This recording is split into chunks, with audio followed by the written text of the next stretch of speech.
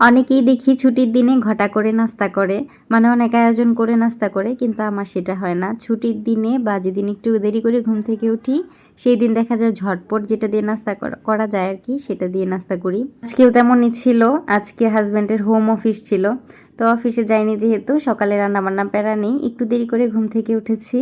উঠেই ফ্রিজে রুটি বানানো ছিল, ছেলেকে ডিম দিয়ে ভাজি করে দিলাম।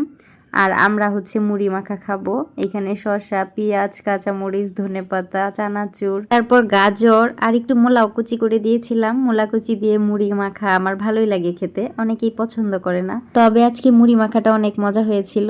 তো মুড়ি খেতে খেতেই চা বসিয়ে দিয়েছিলাম, মশলা চা। সকল প্রকারের মশলা দিয়ে শীতের মধ্যে এই চাটা খেতে কিন্তু দারুণ লাগে।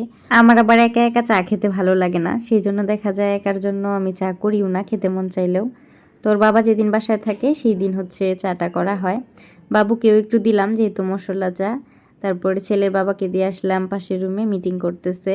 আর এইখানে হচ্ছে আমি আর ছেলে বসে বসে চা খেলাম। আজকে একটু তাড়াতাড়ি ঘুম থেকে ওঠা হয়েছে, মানে বন্ধের দিন দেখা যায় 10টার পর ঘুম থেকে উঠি, আজকে 10টার আগেই উঠেছি যেহেতু ওর বাবার মিটিং ছিল। সকালের খাবার শেষ করে দুপুরে যা রান্না করব গুছিয়ে নিলাম। সকালে উঠে মাংসটা ভিজিয়ে রাখছিলাম, হাঁসের মাংস রান্না করব। ওই দিন একটু রান্না করেছিলাম আর একটু ছিল, সেটাই আজকে রান্না করে দেবো ওর বাবাকে নতুন আলু দিয়ে। আর এখানে 2 পিস মাছের পেটি ছিল অনেক দিন আগের, ভাবলাম ভর্তা করে ফেলি, তরকারি রান্না করলে ভালো লাগবে না। আগে যখন বাড়িতে ছিলাম, মানে বিয়ের পর পরই, তখন দেখতাম আমার শাশুড়ি মাকে অনেক দিনের মাছ যখন ফ্রিজে মানে থেকে যেত, সেইগুলো ভর্তা করলে সেখানে লেবুর পাতা দিত, আর লেবুর পাতা দেওয়াতে হচ্ছে সুন্দর একটা স্মেলও আসতো। আমিও ভাবলাম ছাদে যেহেতু লেবু গাছ আছে, তো আমিও কয়েকটা পাতা ছিঁড়ে নিয়ে এসে দিই। তো মাছ সেদ্ধ বসিয়ে দিয়ে ছেলেকে নিয়ে ছাদে চলে এসেছি। আর এই যে লেবু গাছ, এখান থেকে কয়েকটা পাতাও ছিঁড়ে নিয়েছি। এটা হচ্ছে পাশের বাসার ছাদে লেবু গাছ লাগানো, মানে এইদিকে হেলে গেছে, এর জন্য হচ্ছে হাত দিয়ে পেরে নিলাম। আর ছাদে এত পরিমাণ রোদ, অনেক গরম লাগতেছিল, মনে হয় পুরা ঘেমে গেছি এই অবস্থা।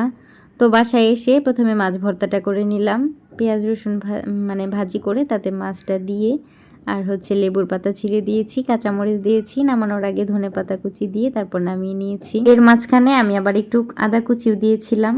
আর এদিকে পাশের বাসার ভাবি ডেকে বাবুকে হচ্ছে একটা পরোটা দিল, চিনি আর গুঁড়া দুধ দিয়ে পরোটাটা বানিয়েছিল।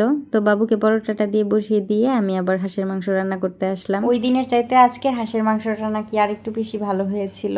আসলে ওই দিন তো প্রথম রান্না করেছিলাম, আমি কখনো হাঁসের মাংস রান্না করিনি, যেহেতু খাই না, তাই এটা কিভাবে রান্না করলে বেশি মজা হবে বা এটা রান্নার প্রসেস কি সেটাও আমি জানি না। তবে আমার কাছে মনে হলো বেশি মশলা দিলে হয়তো বা একটু ভালো লাগবে, তো আজকে সেইভাবেই রান্না করেছি আমি আমার মতো করে। আর এইদিকে বাবুর জন্য একটু বিরিয়ানি রান্না করতেছিলাম, গতকালকে ওর মুরগির মাংস রয়ে গিয়েছিল, সেটা দিয়েই। ছেলে একটু বিরিয়ানিটা বেশি পছন্দ করে, কিন্তু দেখা যায় যে সব সময় দেওয়া হয় না। আজকে 3 জনের পছন্দ মতোই রান্না হয়েছে। ওর বাবার হাঁসের মাংস পছন্দ, তাই ওর বাবার জন্য হাঁসের মাংস।